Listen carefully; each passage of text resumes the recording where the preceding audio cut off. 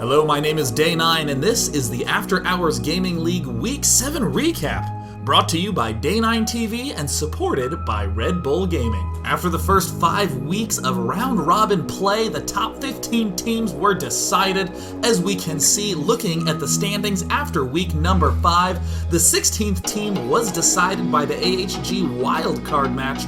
More on that later in this very highlight video. Those top 16 teams have been seeded into 4 championship divisions, where they are once again duking it out in round-robin fashion. After 2 weeks of gameplay, let's take a look at the results.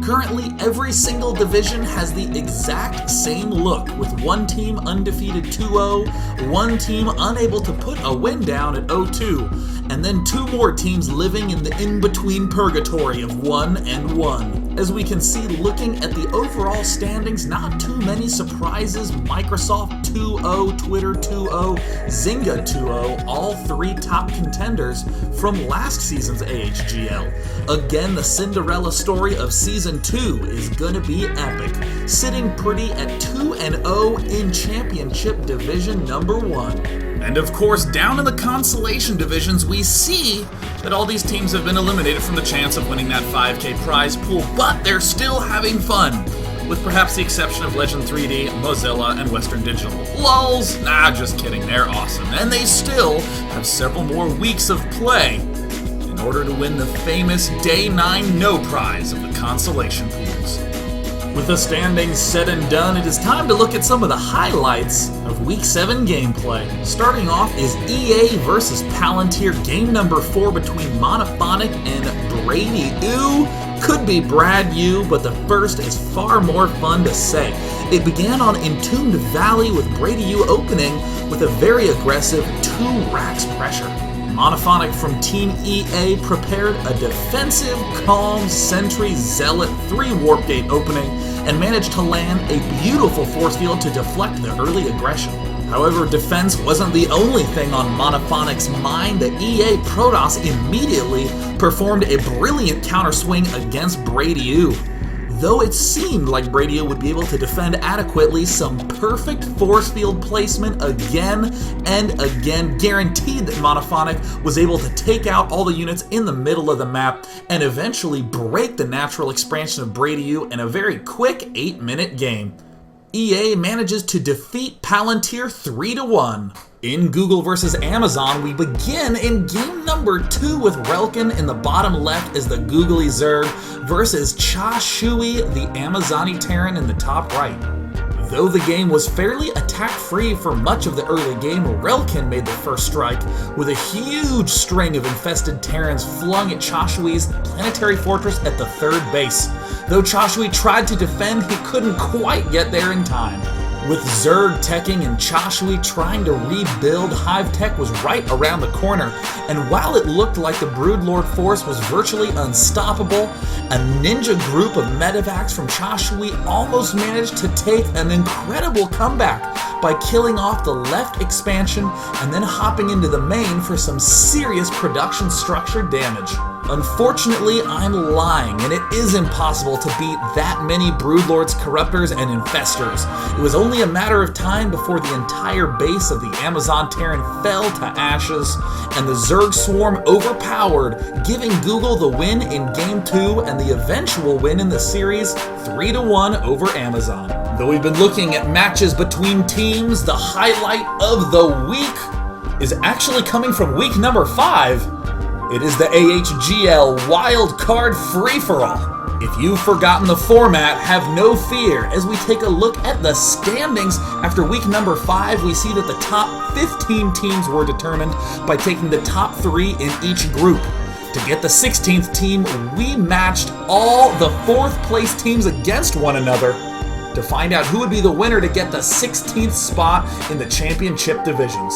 The 5 teams available ended up being Geek Squad, Pipeworks, AMD, FactSet, and Western Digital. And my oh my, did they ever create a game that was worth watching. Spawning on the 4v4 map Lava Flow. In the north, we had Call Me Bonjour from the Geek Squad. In the bottom, we had Emberstorm from Pipeworks.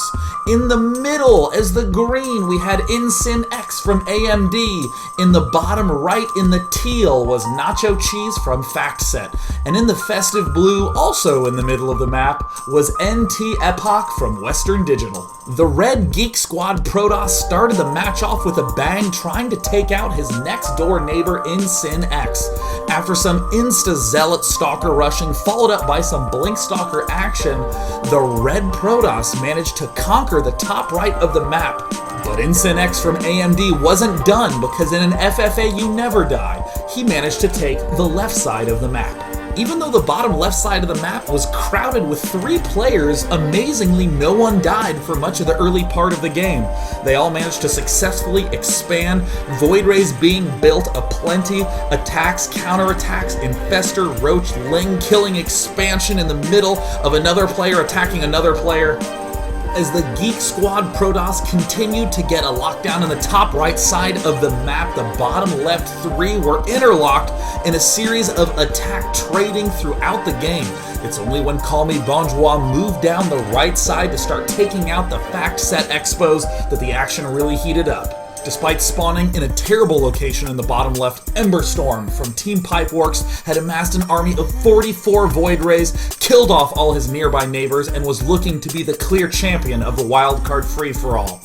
Until the Archon toilet to end all Archon toilets occurred. In the blink of an eye, an indestructible army vanished right before my eyes. After all the Void Rays fell, it was only a matter of time before Call Me Bonjour was able to sweep up the remaining players on the map, and amazingly enough, AMD, the theoretically first player to fall in the game, ended up being the last player to leave. Congrats to AMD to second place, but congrats to Call Me Bonjour for helping Geek Squad get into the top 16, and of course, for winning the featured highlight game of week number 5. As we fast forward back to week number 7, it's time for the Cheese of the Week. The Cheese of the Week goes to Johnny LML from Team EA in their match versus Palantir. Spawning on Tal'Darim Altar ordinarily means that a Protoss like Johnny LML should absolutely be Forge First Expanding, as it's the only reasonable way to defend a choke so wide. However, Johnny LML knows that every map is also appropriate for a Dark Templar rush. Starting off the game, he immediately went to the far top right corner of the map to hide all his lovely tech. As you might imagine, the Palantir Zerg got a bit suspicious, started building spine crawlers, a roach warren, and of course that just-in-case Evo chamber that Johnny LML happily swept in and killed off before it could do anything. Although a single spore crawler did pop up into the main, a slight bit of miss micro meant that the Palantir Zerg lost his only available source of detection. Shortly thereafter, Johnny LML was able to clean up the game, but he didn't even leave after he'd won. He stayed once everyone had left, and just continued to clean up the map a little bit. Props to you for your dedication, Johnny LML. Ladies and gentlemen, thank you so much for tuning into this week's recap of the After Hours Gaming League. For all your AHGL news, go to ahgl.tv. Follow us on Twitter at AHGLTV, do the Facebook thing at /AHGLTV, and as you might imagine, if you head over to the website, you can get all the replays, VODs, and in particular, the cast by myself and Rob Simpson from Blizzard Esports of that epic 5-way free-for-all wildcard match. I'm Day9, see you next week for more AHGL, and thanks again to Red Bull Gaming for supporting this league. Cheers!